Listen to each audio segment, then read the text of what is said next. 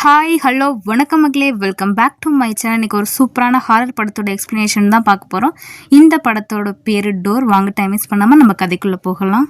படத்தோட ஸ்டார்டிங்ஸ்லேயே நம்ம ஹீரோயினோட அப்பாவை காட்டுறாங்க. இவர் லாயராக இருக்கார். இவர் நம்ம ஹீரோயினுக்கு ஃபோன் அடிச்சுக்கிட்டே இருக்கார். ஹீரோயின் ஃபோனே எடுக்க மாட்டுறாங்க. என்னடான்னு பார்த்தா அவங்க ரெண்டு பேருமே கொஞ்ச நாளாகவே பேசிக்கல.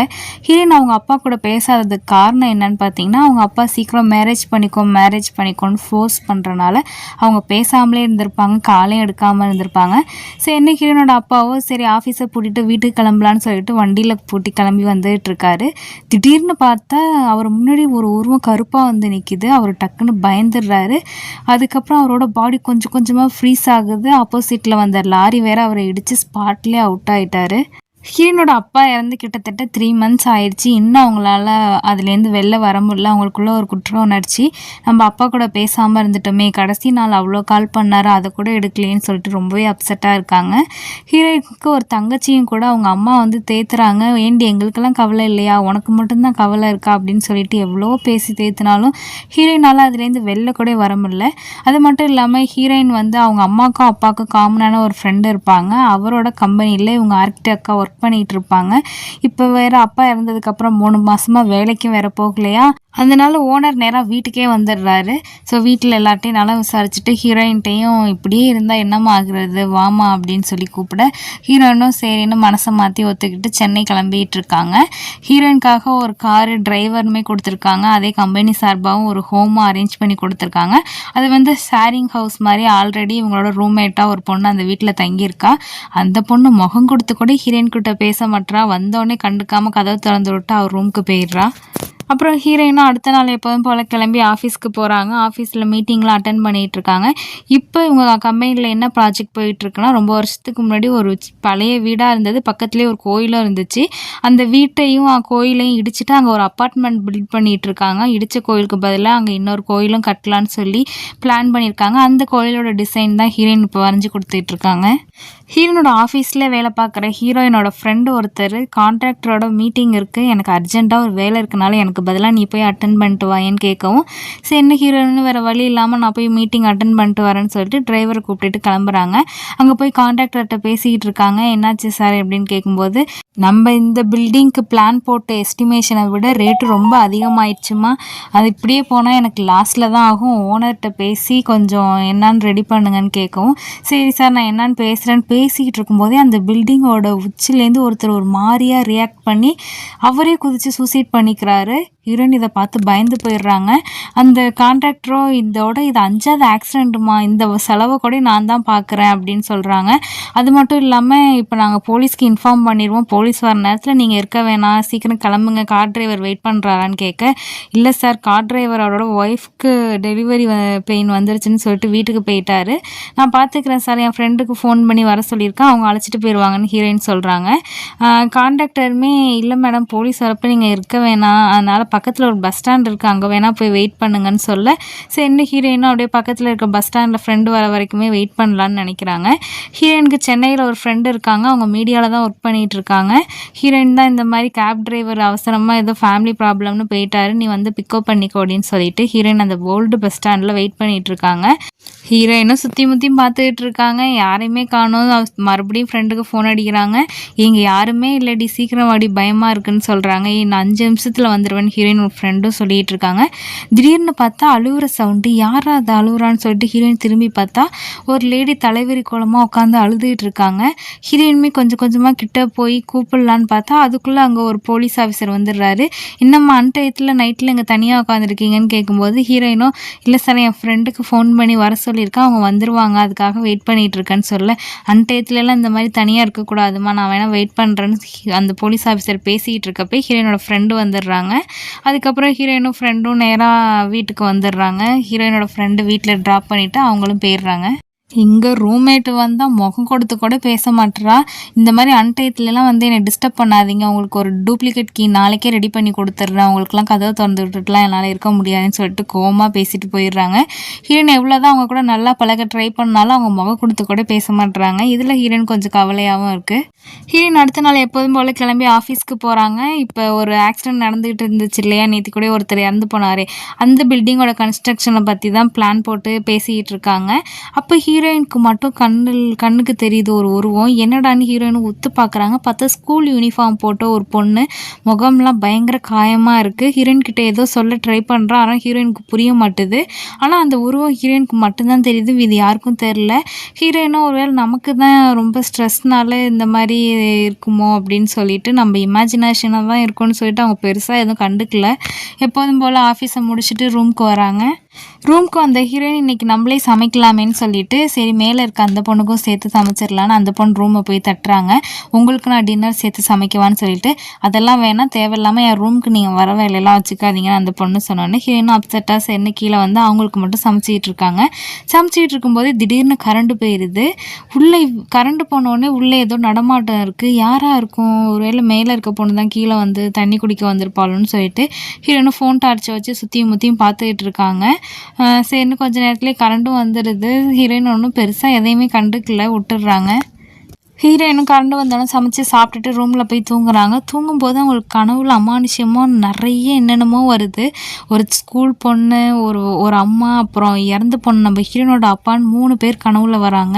இந்த வீட்டுக்கு வந்ததுலேருந்து இந்த கனவு ஹீரோயினுக்கு அடிக்கடி வந்துகிட்ருக்கு. இதை பற்றி சென்னையில் மீடியாவில் வேலை பார்க்குற ஒரு ஃப்ரெண்டு ஹீரோயினுக்கு இருக்காங்கன்னு சொன்னேன் இல்லையா, அவங்கக்கிட்ட இதை பற்றி சொல்லவும் அவங்க என்ன சொல்கிறாங்கன்னா, நீ சாமியே இருக்குன்னு நம்ப மாட்டேன், இருந்தாலும் நான் ஒன்று சொல்கிறேன், இந்த ஆவியை பற்றிலாம் என் ஃப்ரெண்டு ஒருத்தன் ரிசர்ச் பண்ணிகிட்டு இருக்கான், அவன்கிட்ட கூட்டிகிட்டு வந்து இந்த வீட்டை காமிச்சா ஏதாவது அவன் சொல்கிறானான்னு பார்ப்போன்னு சொல்லிட்டு ஹீரோனோட ஃப்ரெண்டு அவங்களுக்கு தெரிஞ்ச ஒரு நபரை கூட்டிகிட்டு வராங்க.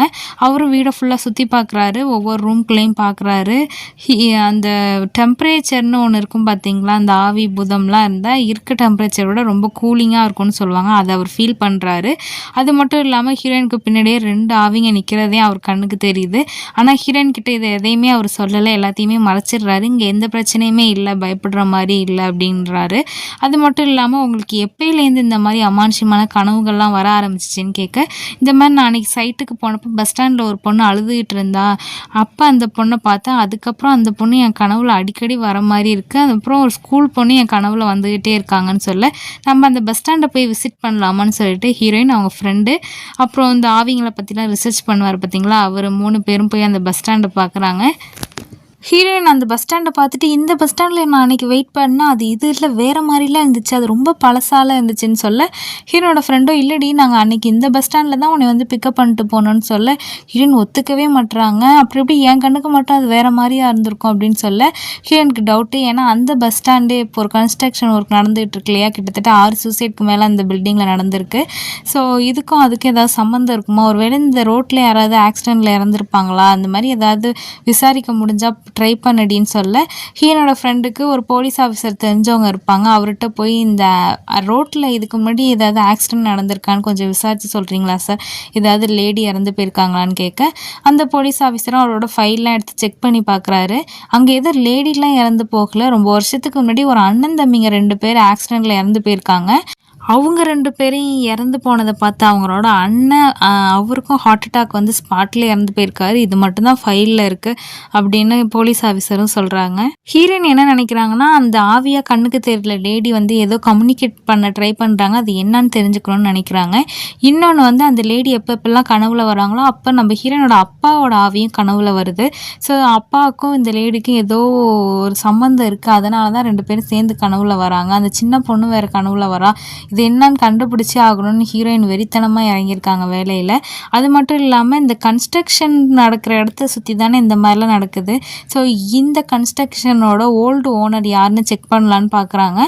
அது ஒரு ஜென்ஸு பேரில் தான் இருக்குது. ஸோ அந்த ஜென்ஸுக்கு முன்னாடி அந்த வீடு யார் பேரில் இருந்துச்சுன்னு செக் பண்ணும்போது அது ஒரு லேடி பேரில் இருக்குதுன்னு கண்டுபிடிச்சிடுறாங்க. அந்த லேடியை பற்றின டீட்டெயில்ஸ் அவ்வளோவா எதுவும் கிடைக்கல. இதுக்கப்புறம் இன்னும் சுற்றி கொண்டுட்டு வந்திருப்பாங்க. நான் டைரெக்டாக மெயின் பாயிண்ட்டை மட்டும் கதையில் சொல்கிறேன். ஸோ அந்த லேடியை பற்றின டீட்டெயில் அவ்வளோவா யாருக்கு விசாரிச்சுன்னு தெரில. சரி ஓனர்கிட்டே கேட்கலாமேன்னு சொல்லிட்டு ஓனர்கிட்ட போய் கேட்டால், அந்த லேடிக்கு ஒரே ஒரு பொண்ணு தான், அவங்க 2 பேரும் இறந்துட்டாங்க, அந்த கேஸை இன்வெஸ்டிகேஷன் பண்ண போலீஸ் ஆஃபீஸர் பேர் கூட எனக்கு தெரியுமான்னு சொல்ல, சரின்னா அந்த இன்வெஸ்டிகேஷன் பண்ண போலீஸ் ஆஃபீஸர்கிட்ட போய் பார்க்கலாமேன்னு சொல்லி பார்க்க போகிறாங்க. இந்த மாதிரி அந்த லேடியும் அவங்களோட பொண்ணு சூசைட் பண்ணி இறந்துட்டாங்க, ஆனால் இந்த வீட்டை விற்று ஒரு காசெல்லாம் வாங்கி ஒரு 10 நாள் கழித்து தான் அவங்க சூசைட் பண்ணிக்கிட்டாங்க.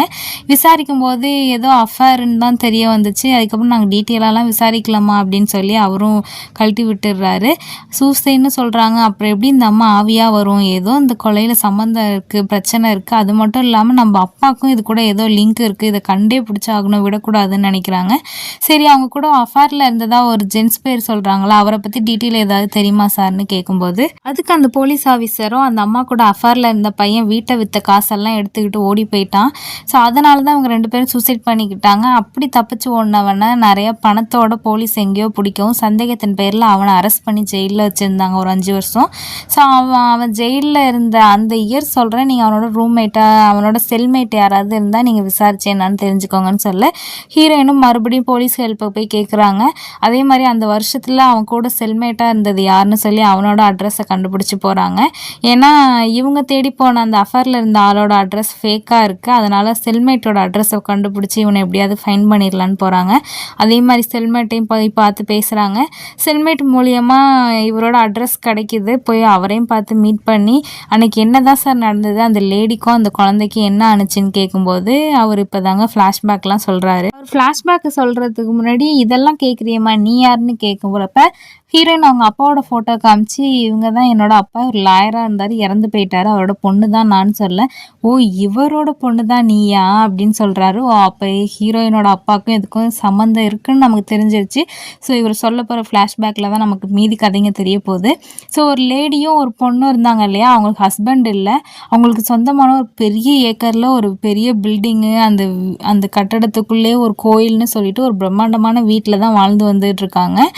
அவங்க வீட்டில் ஜென்ஸ் யாரும் இல்லை, 2மே லேடிஸ்னால அவங்க வெளியாளுங்கள்ட்ட யார்கிட்டையும் பேச மாட்டாங்க, உள்ளேயும் வெளியாளுங்களை யாரையும் விட மாட்டாங்க. இப்படி இருக்கும்போது தான் ஒரு அண்ணன் தம்பிங்க 3 பேர் ஆக்சிடெண்ட்டில் இறந்து போனாங்க இல்லையா, அவங்க இந்த மாதிரி ரியல் எஸ்டேட் பிஸ்னஸ் பண்ணுறவங்க தான் போல். இந்த இடத்து மேலே ஆசைப்பட்டு அந்த அம்மாட்ட போய் இந்த இடத்த எங்களுக்கு எழுதி கொடுங்க, நீங்கள் எவ்வளோ காசு கேட்குறீங்களோ நான் அதை கொடுத்துட்றேன்னு சொல்கிறேன்.